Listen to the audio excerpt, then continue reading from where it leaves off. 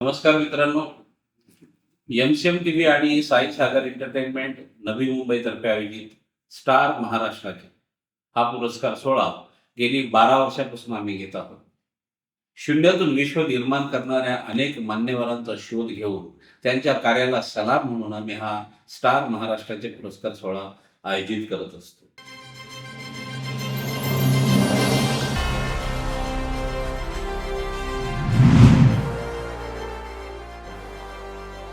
यावर्षी माननीय श्री प्रकाश चंद्रू संकपाळ साहेब उपविभागीय अधिकारी कर्जत.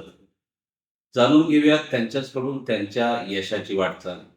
त्यांनी आतापर्यंतची वाटचाल कशी केली, त्यांचं जन्मगाव ते आतापर्यंतचा प्रवास जाणून घेऊयात त्यांच्याचकडून, त्यांच्याच मुखातून. सर नमस्कार. नमस्ते साहेब. प्रथमतः आपणास हार्दिक शुभेच्छा. आभारी आहे. सर, आम्ही एमसीएम टीव्ही आणि साई सागर एंटरटेनमेंट तर्फे जो स्टार महाराष्ट्राचे हा पुरस्कार घेत आहोत, यामध्ये आपली निवड करण्यात आलेली, त्याबद्दल आपलं मत काय? प्रथमतः शिंदे साहेब आणि या टीव्हीचे जे आपण एक प्रमुख व्यक्ती म्हणून या ठिकाणी आलेले आहात आणि जे ग्रामीण भागातून प्रशासनामध्ये काम करणारे अशा व्यक्तीला निवडून आपण माझ्या ऑफिसपर्यंत पोहोचून एक माझी मुलाखत घेतात, त्याबद्दल प्रथमतः आपलं व्यक्तिशः आणि आपल्या टी व्हीचं सुद्धा मी या ठिकाणी स्वागत करतो आणि आभारी आहे. धन्यवाद सर. सर, उपविभागीय अधिकारी म्हणजेच प्रांत अधिकारी या पदापर्यंत पोहोचताना जो तुमचा पाठीमागचा जो भूतकाळ आहे, जसं की जन्मगाव ते आतापर्यंतचा प्रवास, याबद्दल तुम्ही काय सांगा? खरं तर मी एका खेडेगावात जन्मलेला, खेडेगावात माझं बालपण गेलेलं असं एक विद्यार्थी होतो. शालेय शिक्षण घेत असताना प्रशासनाची अनाहूत ओढ होती, त्यामुळे कुठतरी 10वी 11वी 12वी शिक्षण घेतानाच आपल्याला पण प्रशासनात एखाद्या चांगल्या पदावर काम करण्यासाठी संधी मिळावी अशी अपेक्षा होती. अर्थात त्यासाठी जे काही अडचणी होत्या, त्यासाठी असणारे परिश्रम होते याची त्यावेळी तेवढीशी जाण नव्हती त्या वयात, परंतु जसं शिक्षण घेत गेलो तसं तिची जाण आली. कारण मी ग्रामीण भागामध्ये जो 10वीपर्यंत शिक्षण घेत असलो, माझं मूळचं गाव सातारा जिल्ह्यामध्ये पाटण तालुक्यातील एक विहे गाव आहे, जे ग्रामीण भाग नाव घेतं. तिथं जरी असलं तरी माझं उच्च माध्यमिक शिक्षण हे कराड तालुक्यातील सद्गुरू गाडगे महाराज कॉलेज या ठिकाणी शिक्षण संस्थेचं अतिशय नावाजलेलं कॉलेज आहे, त्या ठिकाणी झालं. आणि अर्थात तिथं जे शिक्षण मिळालं त्याचाच फायदा होऊन मला नंतर BSc आणि MSc ॲग्री करण्यासाठी दापोली या ठिकाणी डॉक्टर बाळासाहेब सावंत कृषी विद्यापीठ या ठिकाणी BSc आणि MScचं शिक्षण घेण्याची संधी मिळाली. आणि या कालावधीतच त्यामुळे जे काही प्रशासनामध्ये येण्यासाठी काय आवश्यक असणाऱ्या पात्रता असतात, अभ्यासात करावा लागतो, काही MPSC सारख्या स्पर्धात्मक परीक्षा असतात, त्याचबरोबर इतर परीक्षा असतात, त्याचबरोबर व्यक्ती विकास पण आपण तितकाच आवश्यकता असतो, याची जाणीव झाली, याची माहिती झाली आणि त्यातूनच प्रयत्न केल्यामुळे मला हे यश मिळू शकतं. तर 1996 ते 2000 पर्यंतचा जो तुमचा स्पर्धा परीक्षेचा काळ होता, त्याच्यानंतर तुमची पहिली पोस्टिंग आपण जसं सांगितल्याप्रमाणे नायब तहसीलदार म्हणून आपण सिंधुदुर्ग येथे गेला. तिथला प्रवास कसा होता पहिला? माझं जे MScचं जे शिक्षण झालं 1996-97 याच्या अगोदरच 1-2 वर्षापासून या स्पर्धात्मक परीक्षेच्या माध्यमातून कुठेतरी आपल्याला एखादी चांगली पोस्ट मिळावी असे माझे प्रयत्न होते. अर्थात जेव्हा MSc पासआउट होताच जेव्हा ह्या स्पर्धात्मक परीक्षा म्हणून आमच्या पूर्वपरीक्षा असतात त्या पास होण्यात झालो मी. PSIची परीक्षा असेल, STAची असेल, राज्य लोकसेवा आयोगाची परीक्षा असेल, आणि मग असा निर्णय घेतला की आपण आता पूर्ण वेळ हा जर अभ्यास केला तर आपल्याला सिलेक्शनची संधी आहे. आणि मग 1996-97 पासून ते 99 ते 2000 पर्यंत सलग सर्व परीक्षा जे महाराष्ट्र लोकसेवा आयोगाच्या माध्यमातून वर्ग 3च्या, वर्ग 2, वर्ग 1च्या जेवढ्या काही परीक्षा असतील त्याचबरोबर स्टाफ सिलेक्शन सारख्या परीक्षा असेल, केंद्राच्या काही परीक्षा आहेत स्टाफ सिलेक्शन सारख्या त्या परीक्षा, LIC GIC यासारख्या रेल्वे बोर्डच्या परीक्षा, अशा सगळ्याच परीक्षा आम्ही तेव्हा कंटिन्यू 3 ते 4 वर्ष देत राहिलो. आणि त्यामध्ये मग वेगवेगळ्या अगदी ग्रामसेवक तलाठी पासूनच्या ते आमचे तेव्हा प्रादेशिक मंडळ होती त्यावेळेला अस्तित्वात. कोकण मंडळ, पुणे मंडळ अशी त्या मंडळाच्या माध्यमातून पण ज्या कृषी सहाय्यक सारखे असतील, ग्रामसेवक सारखे असतील, कृषी परीक्षक सारखे असे सुद्धा पदासाठी तेव्हा त्या जाहिराती यायच्या. तर तिथपासून त्या सुद्धा परीक्षा आम्ही दिलेल्या आहेत.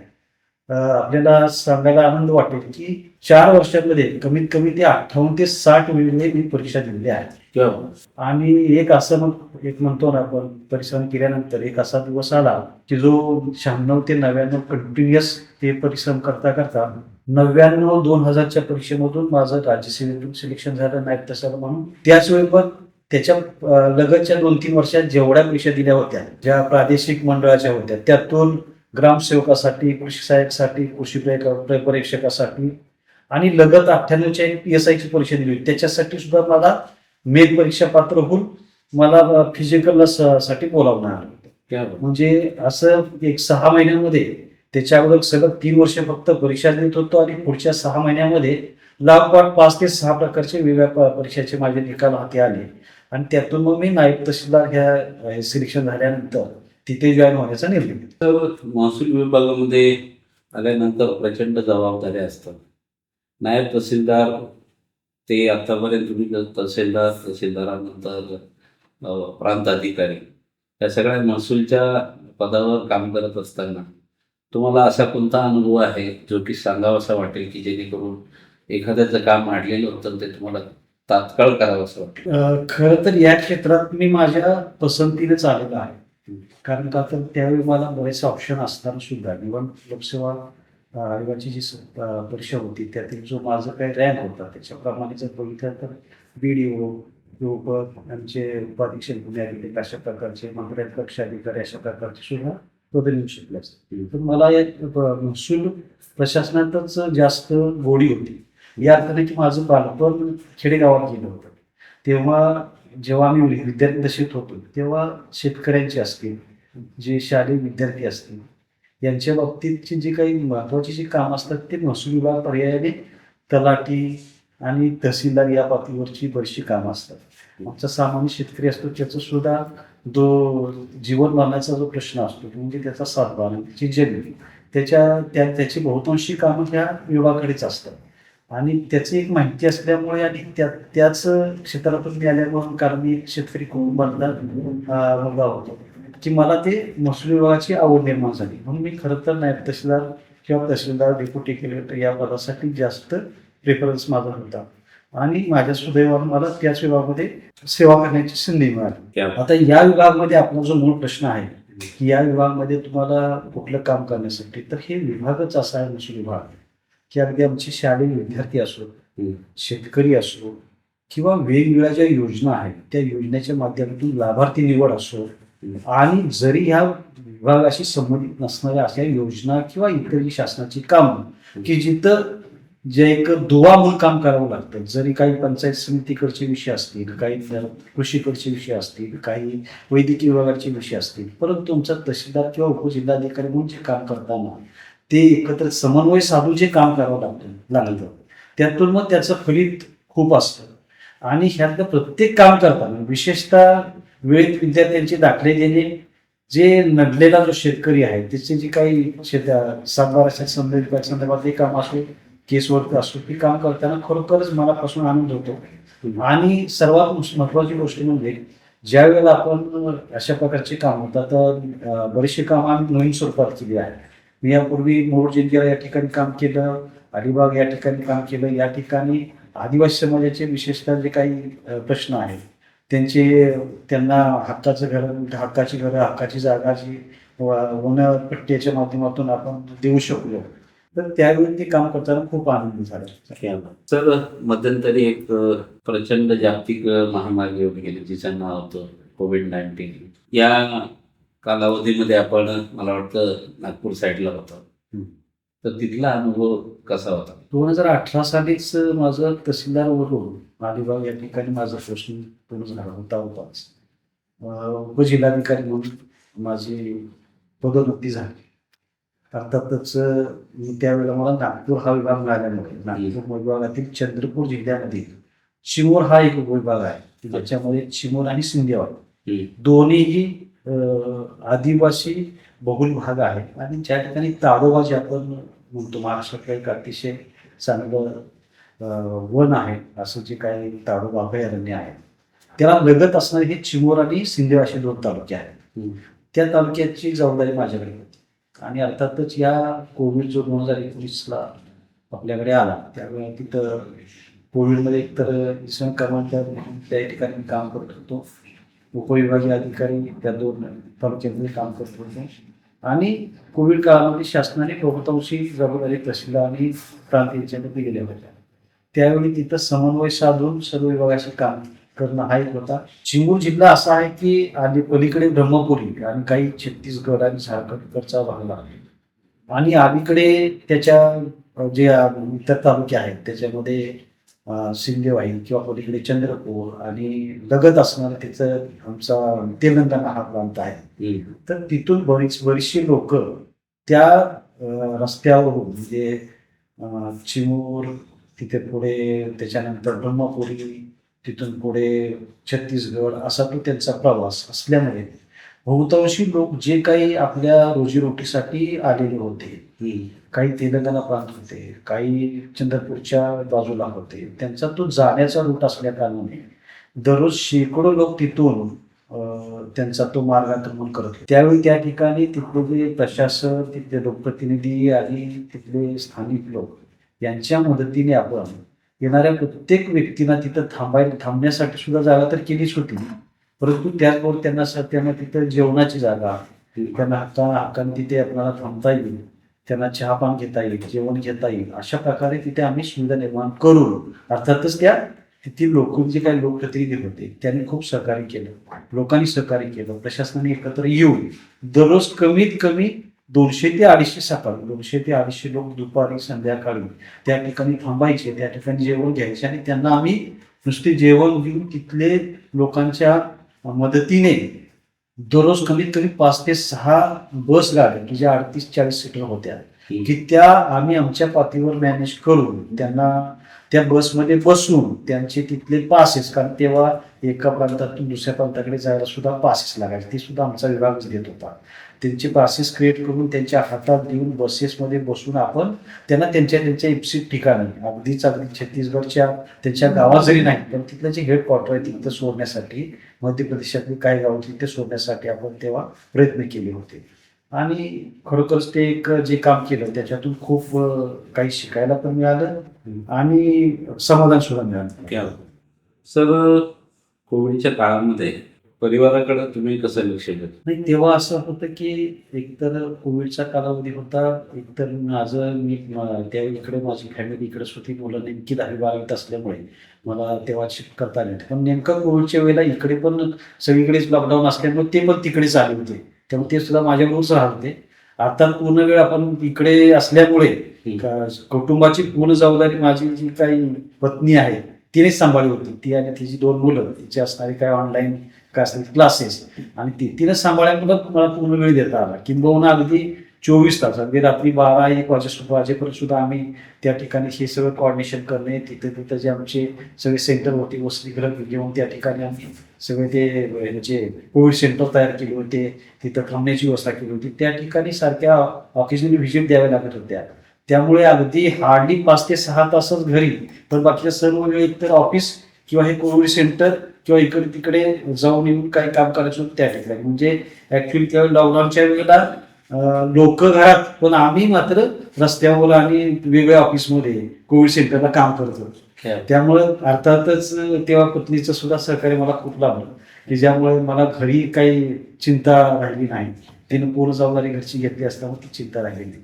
त्या काळातले काही सुखद दुःखद असे काही प्रसंग आहेत जेणेकरून आज सांगावं खूप आहेत म्हणजे तो एक असा आपल्या म्हणजे आमच्या प्रशासकीय सेवेत असा एक कालावधी आहे की ज्यामध्ये खूप काही शिकता आलं. चिमूर असा तालुका आहे की तिथं एक भिसी असं एक अपर तहसीलदारचं एक पोस्ट असणार एक छोटं गाव आहे पण तिथे अपर तहसीलदार असं आहे तर भिशीमध्ये जरी चिमूरमध्ये नगरपालिका असली तरी भिशीमध्ये नगरपालिका नाही. अर्थात तिथं जे काही त्यांना इन्फ्रास्ट्रक्चर आहे तेवढं नव्हतं. पण भिशी गावामध्ये जास्त कोविडचं हे झाल्यामुळे बऱ्यापैकी मोठं गाव होतं ते. आणि मग तिथं जेव्हा अशा कॅज्युलिटी व्हायच्या तेव्हा तिथली यंत्रणा कमी पडायची.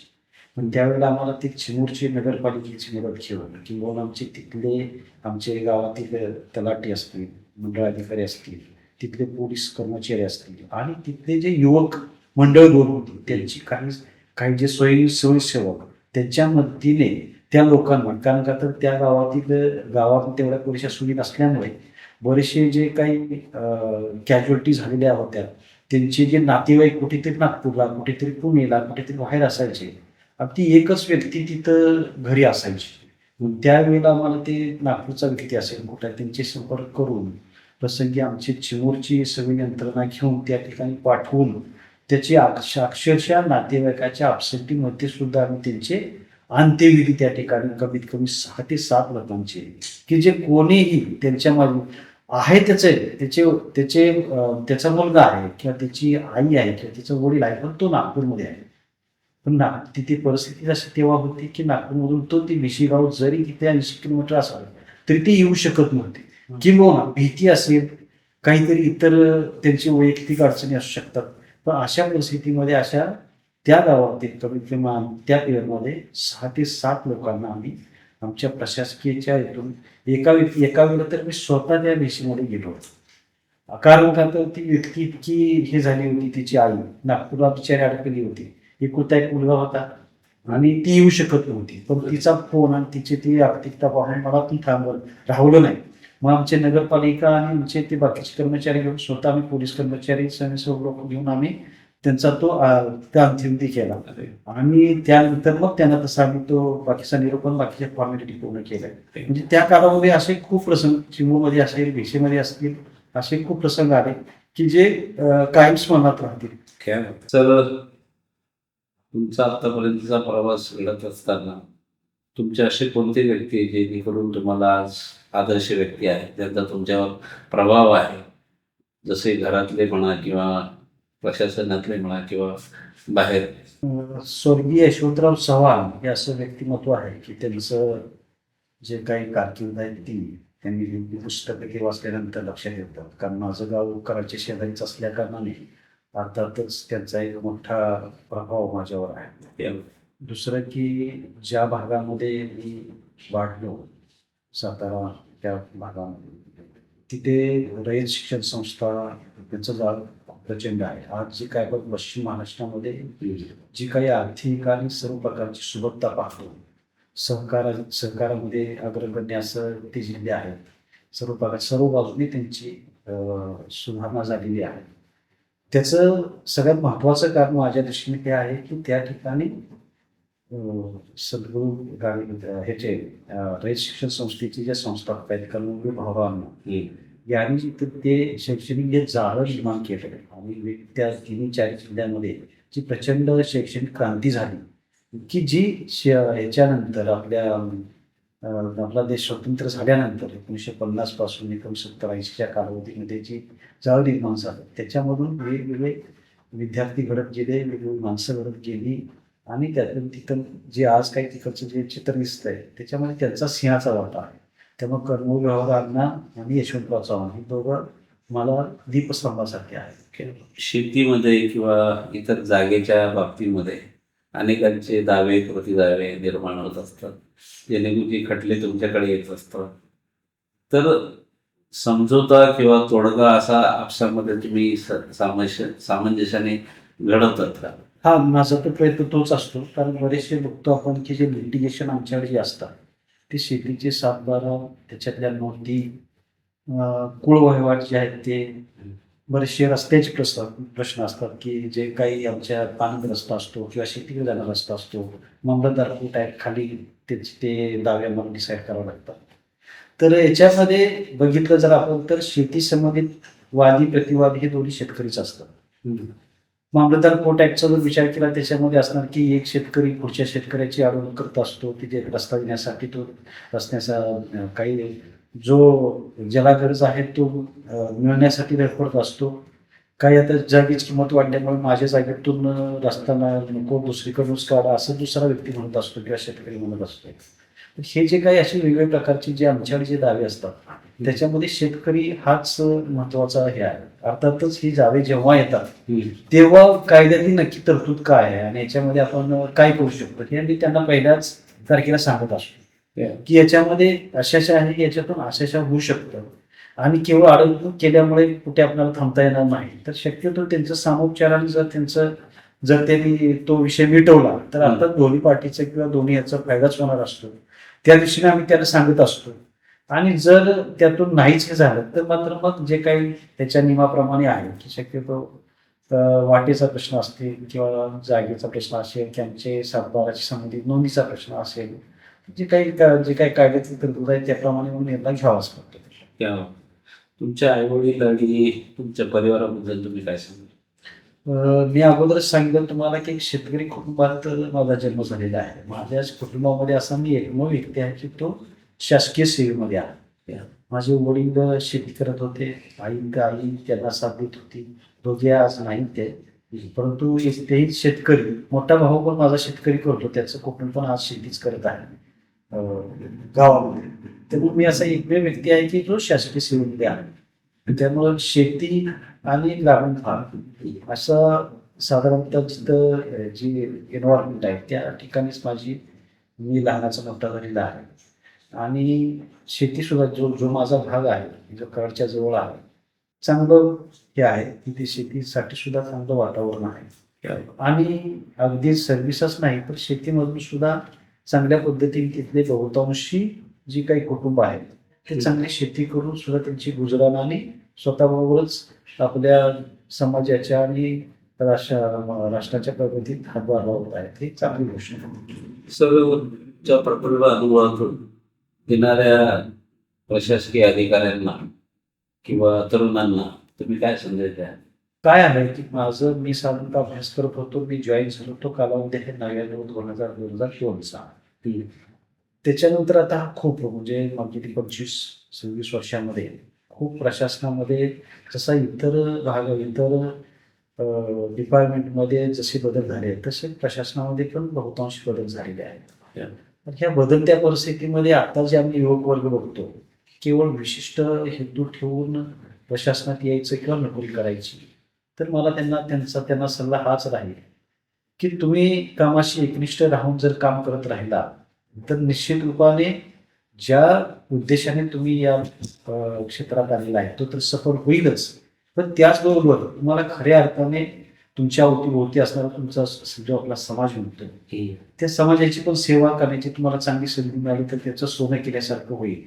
तर त्यांना माझं सांगणं हेच राहील की तुम्ही प्रामाणिकपणे जर तुमचं जे काही कुठलाही विभाग असू दे कारण का तर ते सगळ्या जनतेशी निगडीत असणारेच प्रश्न असतात, तर ते आपण प्रामाणिकपणे करत राहिलं पाहिजे. बाकीच्या सर्व जे काही त्याच्या अनुषंगाने असणारे जे काही लाभ असतील त्याच्या अनुषंगाने असतील आपली प्रगती असेल ती आपोआप आपली निश्चित होत राहते. एवढंच मला त्यांना सांगायचं. भविष्यातलं स्वप्न आता शासकीय सेवेत तर मी आता पूर्ण समाधानी आहे. कारण मी आता जर माझी तुम्ही सेवा बघितली तर मी अगदी मुरुड सारख्या छोट्या तालुक्यामध्ये पण काम केलेलं आहे. तसंच रत्नागिरीतील खेड, सिंधुदुर्गमध्ये वेंगुर्ला, कुडाळ या ठिकाणी काम केलेलं आहे. आता सांगितल्याप्रमाणे नागपूरमध्ये, चंद्रपूरमध्ये, चिमूर, सिद्धेश्वर या ठिकाणी पण काम केलेलं आहे. त्याच्यानंतर मी माझी बदली मुंबई उपनगर सारख्या बांद्रा पूर्व या भागात सुद्धा मी काम केलेलं आहे आणि आता कर्जतमध्ये काम केलं. कुठल्याही ठिकाणी जिथं काम केलं तिथं कुठेही नाही मला काहीच कधीही अशी काही अडचण वाटली नाही. जे काही काम आहे ते काम करत राहणे हा माझा स्वभाव आहे. आता जेव्हा हे सगळं काम करून हे होत आहे तेव्हा पुढच्या भविष्यामध्ये आपण ज्या फील्डमध्ये इतकं प्रदीर्घ कालावधीमध्ये काम केलेलं आहे त्या फील्डमध्ये बरेचसे आमचा महसूल विभाग असा आहे की कित्येक कायद्याशी संबंध येत असतो. बरेचसे विषय जे आमच्या विभागाशी आहे विभागाव्यतिरिक्त आहेत ते विषय सुद्धा त्या विषयामध्ये सुद्धा आम्हाला लक्ष द्यावं लागतं आणि जरी इच्छा असो नसो तरी त्याची माहिती घ्यावी लागते की ज्यामुळे इतर प्रशासकीय घटक आहेत त्यांना एकत्र बांधून प्रशासनाची मोठ पुढे हाकायची असते. यातून हे शिकता आल्यामुळे निश्चित या सर्वाचा उपयोग नंतरच्या या आयुष्यामध्ये सुद्धा होईल या पद्धतीने मला काम करायचं आहे. त्याबद्दल सर, निवृत्तीनंतर काय करायचं इरादा आहे? निवृत्त आता म्हटल्याप्रमाणे तेच की ज्या विषयाचं मला आता इतकं अनुभव आलेला आहे आणि या अनुभवातून जे खरोखर जे आमच्या प्रत्येक तळागाळातल्या लोकांसाठी जे काही याच्यातून जे काही लाभ मिळतात ते लाभ त्यांच्यापर्यंत जरी निवृत्ती झाली तरी ते कशा पद्धतीने चांगल्या पद्धतीने ते त्यांना त्याची माहिती होईल. बऱ्याचशा योजना आता काय आहे की प्रत्येक विभागामध्ये इतक्या चांगल्या चांगल्या योजना आहेत परंतु त्या पुरेशा लोकांपर्यंत पोहोचत नाहीत. प्रशासन त्यांच्या पद्धतीने प्रयत्न करत असतात, लोकप्रतिनिधी करत असतात, गावातील स्वयंसेवी संस्था आहेत ते करत असतात, परंतु तरीही काही असे अजून हे राहतातच गावामध्ये किंवा काही भागामध्ये की ती त्या लोकांपर्यंत ती न पोचल्यामुळे केवळ त्याचा लाभ मिळत नाही. तर निवृत्त झाल्यानंतर ज्या भागामध्ये मी ठरवेल थांबायचं त्या भागामध्ये निश्चितपणे ह्या योजना पोहोचवण्यासाठी काही करता येईल का तर त्या दृष्टिकोनातून प्रयत्न करेल. पहिली गोष्ट. दुसरी गोष्ट की आतापर्यंत प्रशासकीय कामकाज करत असताना काही गोष्टी ज्या काही राहून गेलेल्या आहेत की जसं की काही वाचन जे आहे ते आता मला वाचनाची आवड आहे तर मला आता माझा विभागच असा आहे की मला दररोज येणारे जी आर दररोजची असणारी काही कायदे त्याचं वाचन करता करताच पूर्ण निघून जातो.